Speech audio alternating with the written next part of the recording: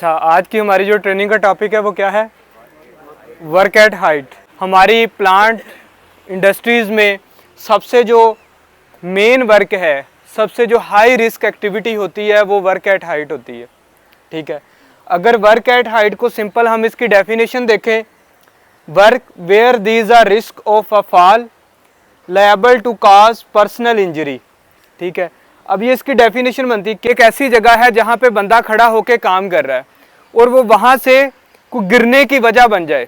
ठीक है, fall from height हो जाए, वहाँ से गिर जाए और क्या हो जाए, उसको पर्सनल इंजरी आ जाए। पर्सनल इंजरी मतलब फ्रैक्चर आ जाता है कोई बाजू में, टांग में, बैकबोन में, नेक में।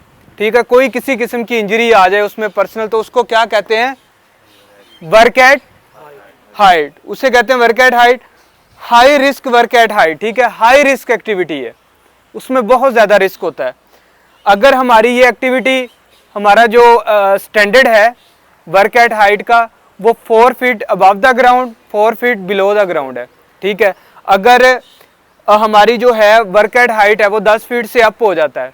ठीक है, अब वर्क एट हाइट 4 फीट से शुरू हो जाता है। ठीक है, इन केस अगर 10 फीट तक चला जाता है हमारा वर्क एट हाइट, उसके लिए वो हाई रिस्क में आ जाएगा।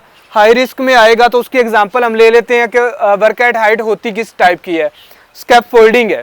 ठीक है, स्कैप फोल्डिंग है, हम कोई भी बनाते हैं तो उस पर जो भी काम होता है हमारा, ठीक है, वो वर्क एट हाइट में ही आता है। और ये 10 फीट से हाइट, 10 फीट तक हाइट हो जाए तो उसके लिए हमें क्या है? PTW, permit to work system की ज़रूरत होगी।